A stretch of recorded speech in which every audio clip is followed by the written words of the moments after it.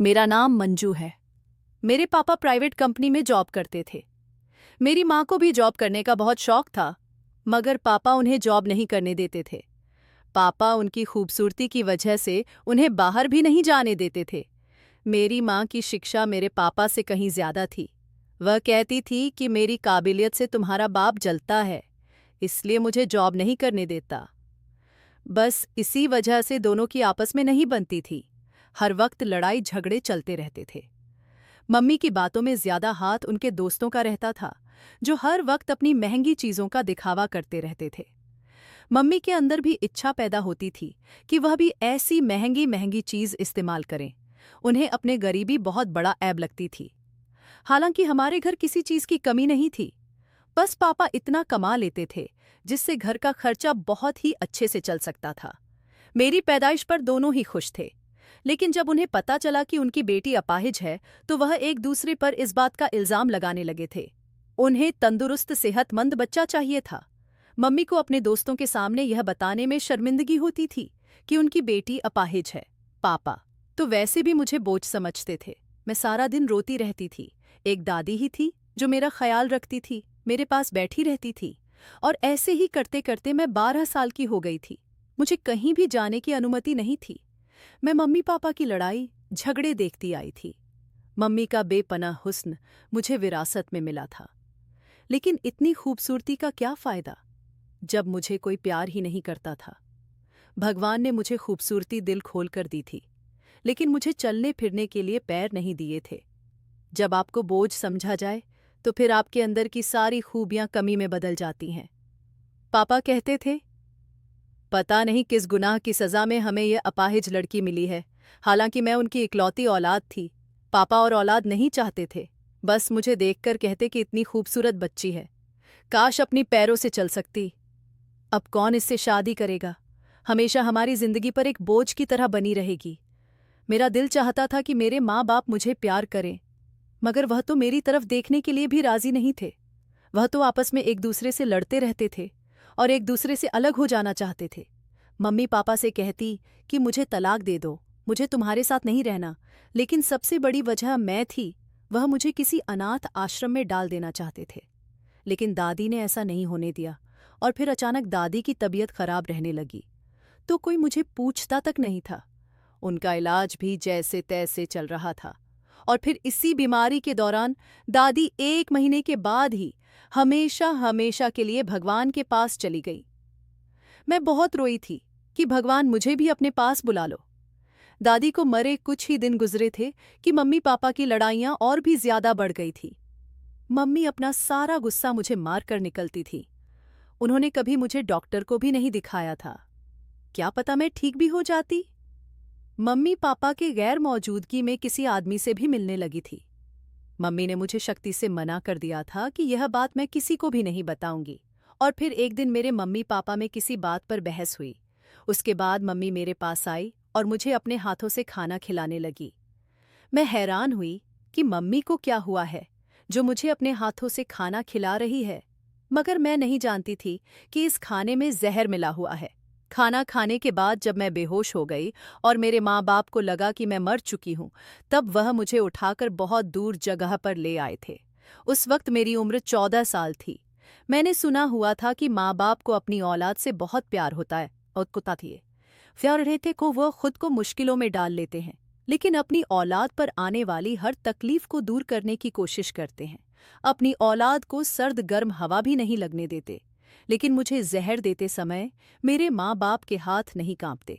उनके अंदर से शायद इंसानियत खत्म हो गई थी। वह दोनों अलग होना चाहते थे, जो कि मैं उनके इस काम में रुकावट बनी हुई थी। लेकिन मुझे मारने की क्या जरूरत थी? वह मुझे किसी अनाथ आश्रम में फेंक देते। वह समझे थे कि शायद उन्होंने मुझे मार दिया है। कहते हैं ना कि मारने वाले से बचाने वाला बड़ा होता है। मैं सच में मर गई होती अगर समय पर किसी भले इंसान ने मेरी जान न बचाई होती। मैं अस्पताल के बेड पर थी। मैं बहुत हैरान थी। आज के द्वार में कौन ऐसा करता है, जबकि मेरे तो माँ और बाप ने भी मुझे मरने के लिए छोड़ दिया था। मेरे लिए वह एक घना वृक्ष था जिसने मुझे जलते हुए धूप में छांव दी थी। उसने मुझे मेरा नाम पूछा और पूछा कि तुम कौन हो और किसने तुम्हें जहर दिया है। मैंने कहा कि मेरे माँ बाप ने मेरे अपाहिजपन की वजह से मुझसे नफरत करते थे, मुझसे छुटकारा चाहते थे, इसीलिए उन्होंने मुझे जहर दे दिया। वह आदमी अच्छा भला खूबसूरत था, उम्र भी कोई ज्यादा नहीं थी, यही कोई 22-2 साल की उम्र का नौजवान लड़का था। वह मुझे अपने घर ले आया। उसका घर बहुत खूबसूरत था। वह मुझे बहुत ही अमीर घर का लगा था। मैंने उससे पूछा कि आपके घर में कोई नहीं रहता? तो उसने कहा कि मेरा भी इस दुनिया में कोई नहीं है। उसने कहा कि तुम यहाँ रह सकती हैं।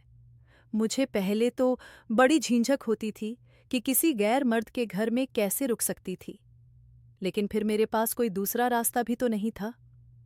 मैंने कहा कि आप मुझे कोई काम दे दें, तो वह हंसकर कहने लगा कि तुम काम करने के लिए इस दुनिया में नहीं आई हो।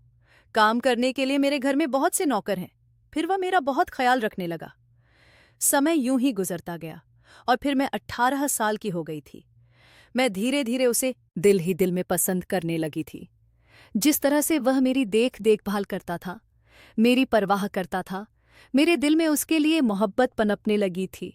लेकिन कभी कहाँ नहीं था, क्योंकि मैं जानती थी कि उसका और मेरा कोई जोड़ नहीं था। फिर एक दिन अचानक उसने मुझे खुद ही शादी के लिए बोल दिया। मैं तो हैरान रह गई थी। उस जैसा इंसान भला मुझसे शादी क्यों करेगा? मगर यह सच्चाई थी। उसने मुझसे कहा कि मुझे तुमसे मोहब्बत हो गई, और मैं भी उसकी बात पर विश्वास कर लिया। उसकी आंखों में उस समय मोहब्बत की चमक साफ दिखाई दे रही थी। और फिर उसने मुझे ढेर सारी शॉपिंग करवाई, मुझे हर चीज लेकर दी, और फिर एक दिन उसने मुझसे शादी कर ली। मुझे तो यह सब एक सपना ही तरह लग रहा था। क्या भगवान ने मेरी किस्मत में इतनी खुशियां लिख रखी थीं? मुझे तो विश्वास ही नहीं आ रहा था। मैं उसके साथ बहुत खुश थी। अब मैं उसके घर की मालकिन थी। मुझे इस दुनिया में सहारा मिल गया था। मेरे भगवान ने मुझ अपाहिज को भी इतना अच्छा सफ़र दिया था। उसका नाम रोहित था। रोज काम से वापसी पर वह मेरे लिए ताज़ा गुलाब जरूर लाता था। मुझे घर का कोई काम करने नहीं देता था। मैं रोजाना उसके लिए सजती सुरती थी। उसने बताया उसका बहुत बड़ा बिजनेस है और वह बहुत पैसे वाला है। मुझे अपने साथ ले जाते हुए उसे कभी भी शर्म महसूस नहीं हुई थी।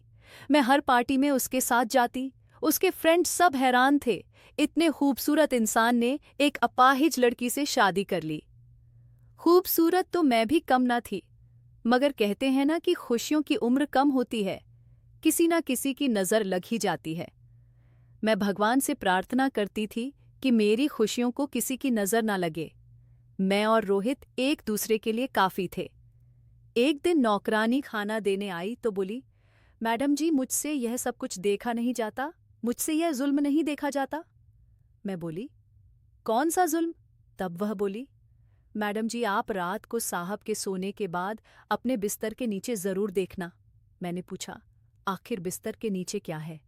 बोली, मैडम जी, मैं कुछ नहीं बता सकती, नहीं तो मेरी शामत आ जाएगी। लेकिन आप खुद ही देखिएगा, आपको सब कुछ पता चल जाएगा। बस आप मुझे मत पूछे, मैं आपको कुछ नहीं बता सकती। मैं अपनी नौकरी से हाथ धो बैठूंगी और पता नहीं साहब मेरी क्या हालत कर देंगे। और एक बात का ध्यान रखना, मेरी यह बताई हुई बात साहब को मत बताइएगा, वरना वह मुझे काम से निकाल देंगे। मैं तो रोटी रोटी के मोहताज हो जाऊंगी। मैं हैरान रह गई थी। मेरे पति की इतनी भरोसेमंद नौकरानी थी। मुझे कहीं जाना होता तो वही मेरी व्हील चेयर पड़ती थी। मुझे बड़ी हैरत हुई। उस रात में अपने पति के सोने का इंतजार करने लगी कि आखिर ऐसा क्या है। बेड के नीचे मेरे जहन गुमान में भी नहीं था कि बेड के नीचे क्या होगा। रोहित के सोने के बाद जैसे ही बेड के नीचे देखा तो मेरे पैरों तले से जमीन निकल गई थी, क्योंकि वहां हाथ से बनी 4 गुड़ियां पड़ी हुई थीं। उन सब की टांगें टूटी हुई थीं और उन पर सुइयां लगी हुई थीं। वह सब देखने में भी मेरे जैसी लगती थी। मैं बहुत डर गई थी। मेरा शरीर कांप रहा था। मैं गहरी सोच में उलझी हुई थी। मैं रोहित से पूछना चाहती थी कि फिर उस नौकरानी का डरा सहमा चेहरा नजर आया या उसने तो मुझसे वादा लिया था कि मैं किसी को कुछ नहीं बताऊंगी। वह कहती थी, मैडम जी, मैं आपकी भलाई चाहती हूं, लेकिन आपने साहब को, या तो वह आपके साथ भी बुरा करेंगे और मुझे भी नौकरी से निकाल देंगे। मैं अपने छोटे छोटे बच्चों को कहाँ से खिलाऊंगी? मैं अगली सुबह अपनी इस नौकरानी से पूछा कि बेड के नीचे 4 पुतले थे, जो सुबह के समय वहां से गायब हो गए थे।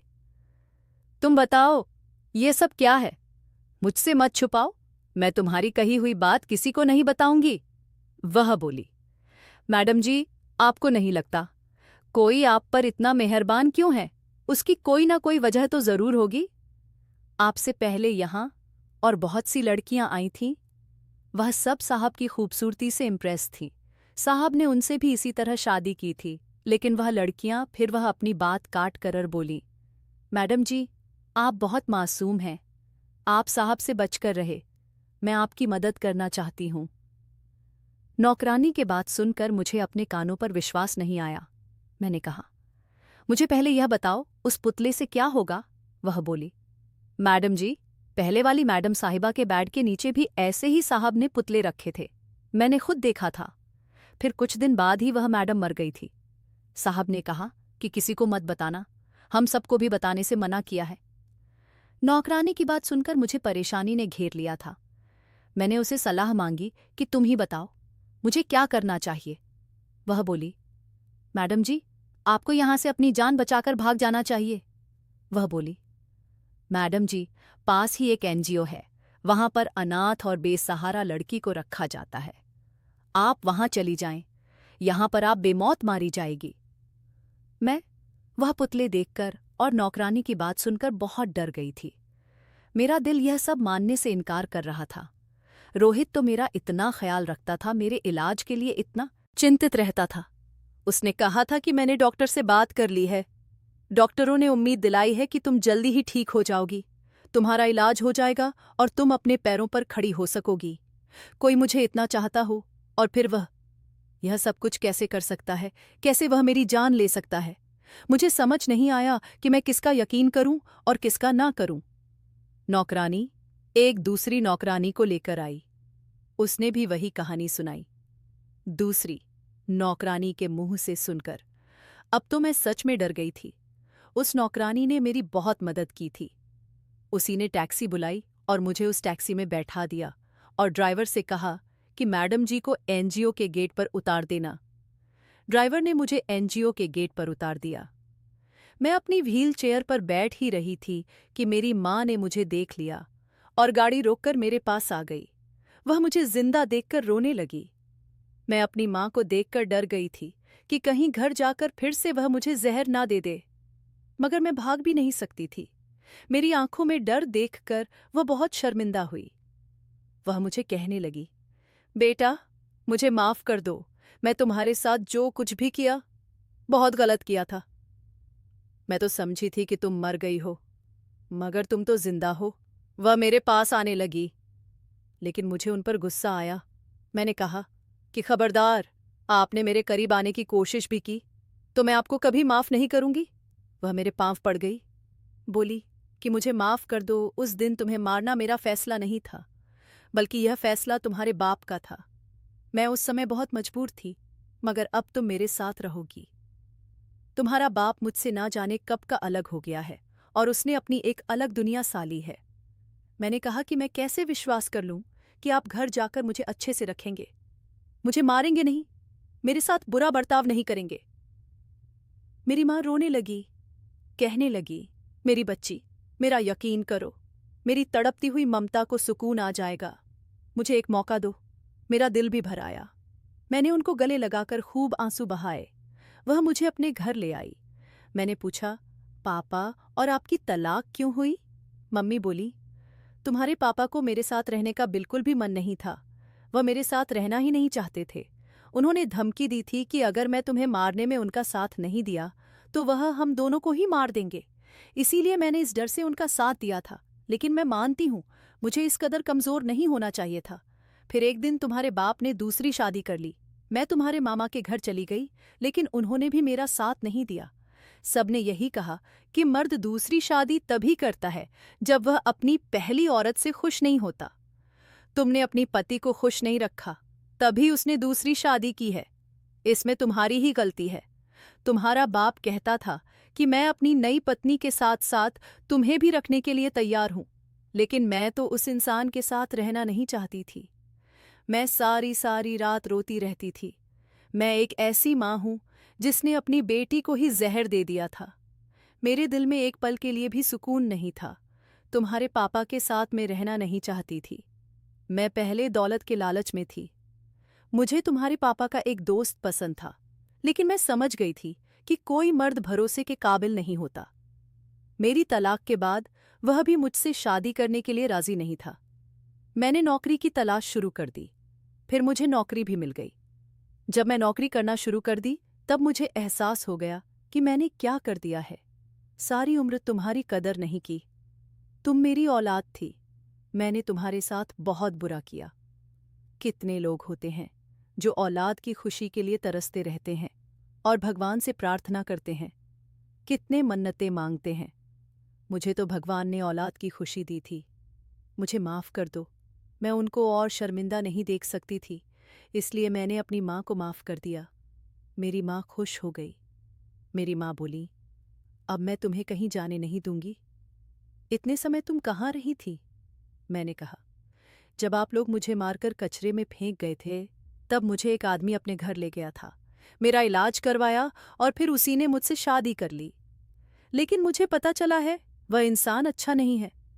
मुझे वहां काम करने वाली नौकरानियों ने बताया कि इससे पहले भी वह बहुत सी शादियां कर चुका है और वह अपनी पत्नी की हमशक्ल गुड़िया बेड के नीचे रखता है और फिर कुछ ही दिन के बाद उसकी पत्नी मर जाती है। जब मुझे यह सच्चाई पता चली तो मैं वहां से भाग आई। मैंने रोते हुए अपनी माँ को सारी बात बता दी। मेरी माँ रोते हुए बोली, यह सब मेरी वजह से हुआ है। मैं अच्छी माँ नहीं हूं, तभी तुम्हें इतनी मुश्किलें देखनी पड़ी। तुम अपनी माँ को माफ कर दो। मैंने कहा, मम्मी इसमें आपका कोई दोष नहीं। मम्मी बोली, इसमें मेरा ही दोष है। तुम्हें इस कदर नफरत से पाला, दिन रात में भूख रखती थी, तुम्हें मारती पीटती थी, तुम डर जाया करती थी, लेकिन मैं तुम पर तरस नहीं खाती थी। मगर अब तुम्हें कभी शिकायत का मौका नहीं दूंगी। एक अच्छी माँ बनकर दिखाऊंगी। अब मैं पापते अपनी थी। माँ के साथ रहने लगी थी। वह मुझसे खूब सारी बातें किया करती थी।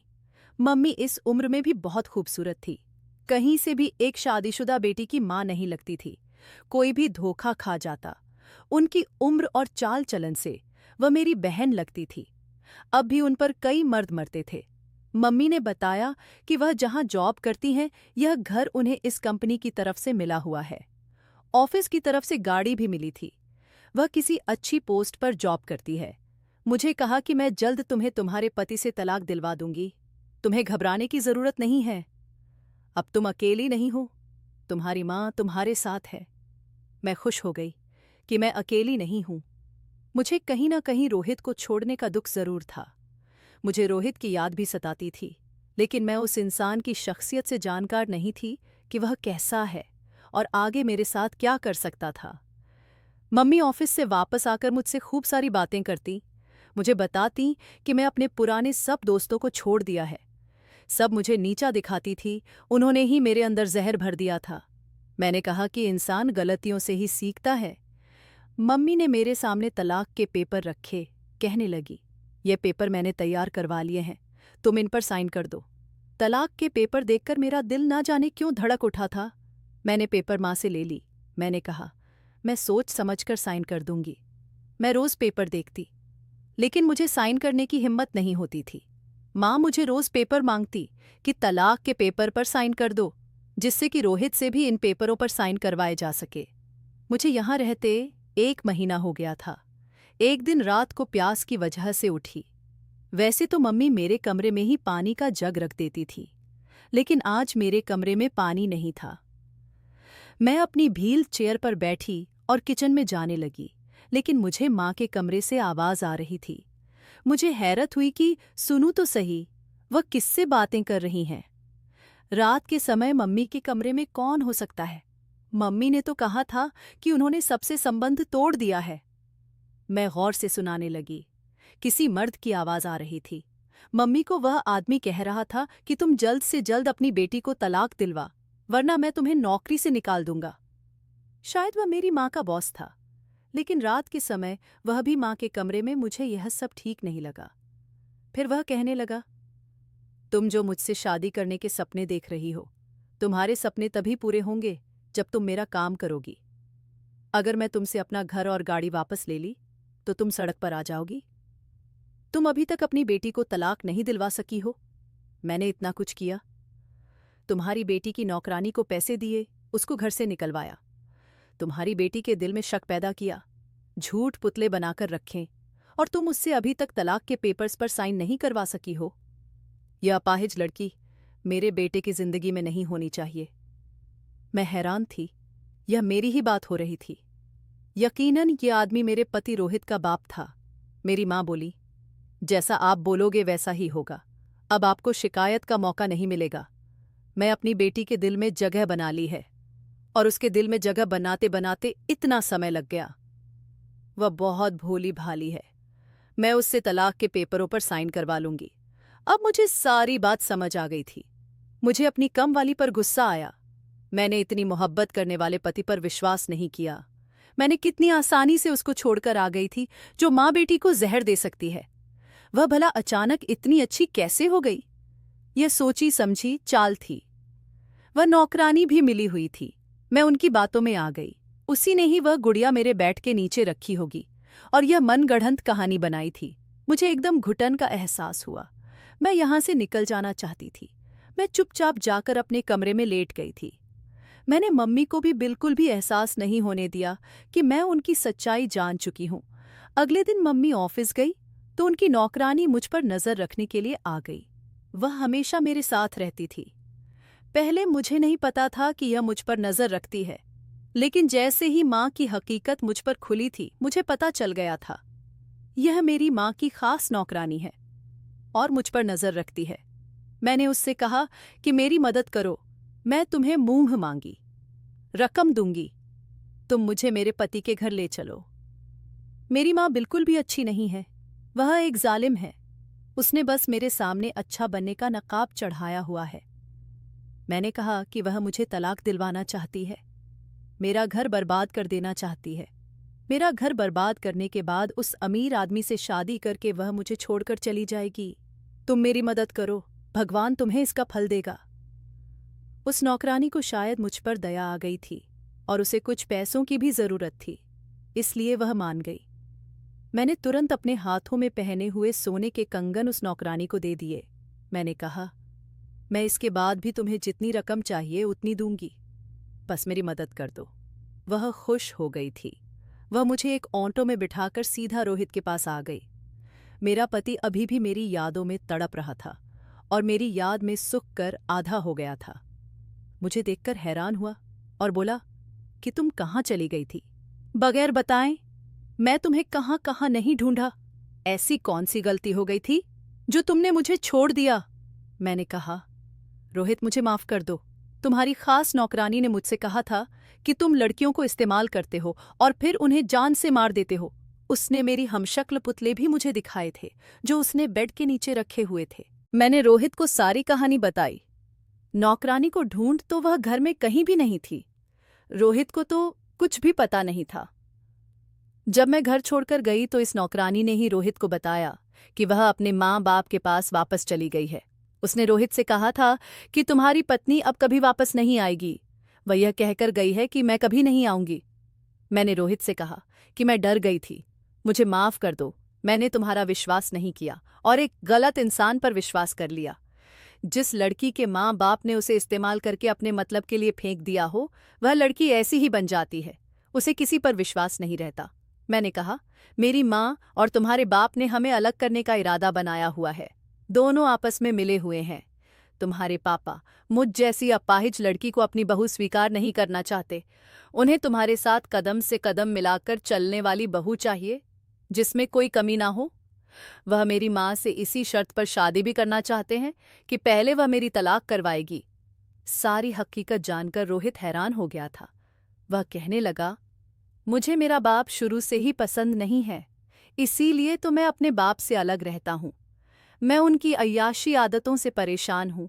वह हर खूबसूरत औरत को शादी के सपने दिखाते हैं और अपने पैसों से उस औरत को अय्याशी भी करवाते हैं, और जब अपनी मकसद को पूरा कर लेते हैं तो उस औरत को छोड़ देते हैं। रोहित की बात का मतलब मैं समझ गई थी। वह मेरी माँ को भी अपने मकसद के लिए इस्तेमाल कर रहे थे। वह उनसे शादी नहीं करते? रोहित ने कहा, मैं तुम्हें कभी भी नहीं छोड़ूंगा। मैं उस नौकरानी को कम से निकाल दूंगा। मेरे पति ने भी मेरा हाथ थाम लिया था। वह मुझसे बहुत मोहब्बत करता था। ऐसे लोग जो दौलत के लालच में आकर अपना घर तबाह कर दें, उन पर कभी विश्वास नहीं करना चाहिए। मेरी माँ को भी अब सब कुछ पता चल गया था। वह भी मेरे घर आई। उन्हें फिक्र थी कि अगर मैं रोहित के साथ रहने लगी तो उनके हाथ आई दौलत उनके हाथ से निकल जाती। असल में उन्हें किसी से मोहब्बत ही नहीं थी, वह तो सिर्फ दौलत की भूखी थी। कहने लगी, तुम मेरी बेटी हो, मेरे साथ चलो, मैं तुम्हारा इलाज करवाऊंगी। ये आदमी अच्छा आदमी नहीं है, तुम्हारी जान ले लेगा। मैं तुम्हें इस आदमी से तलाक दिलवा दूंगी। मैंने कहा, मैं आपका असली चेहरा देख चुकी हूं, अब मैं रोहित के साथ रहूंगी। मैं बेवकूफ थी जो आप पर विश्वास किया। मुझे समझ जाना चाहिए था कि आप विश्वास के लायक नहीं हैं। वह कहने लगी, क्या बोल रही हो? मैं तुम्हारा इलाज करवाना चाहती हूं। तुमने तो मुझे माफ कर दिया था। मैंने कहा, मैंने आपकी उस रात सारी बातें सुन ली थीं। अगर अब आपने मेरे साथ कोई जबरदस्ती की तो मैं आपको पुलिस के हवाले कर दूंगी। पुलिस का नाम सुनते ही मेरी मां घबरा गई। मैंने कहा कि आप इस काबिल नहीं हैं कि आपको माफ किया जाए, और फिर मैं अपनी मां पर कोई तरस नहीं दिखाई। मैंने उन्हें जान से मार देने के जुर्म में पुलिस के हवाले कर दिया था। मैं पुलिस को बता दिया कि उन्होंने मुझे जहर देकर मारने की कोशिश की थी। पुलिस उन्हें गिरफ्तार करके ले गई थी। मैं कभी भी ऐसा नहीं करती, लेकिन मुझे पता था कि वह मुझे कभी सुकून से जिंदगी जीने नहीं देगी। लेकिन भगवान का धन्यवाद था कि सब कुछ ठीक हो गया था। रोहित ने मुझे बताया कि मैं तुम्हें बहुत ढूंढा था, मगर तुम मुझे कहीं ना मिली। काश तुम मुझ पर विश्वास कर लेती। तुम्हारे माँ बाप दोनों ही गलत इंसान थे। मैंने उससे माफ़ी मांगी कि मैं उस पर विश्वास नहीं किया।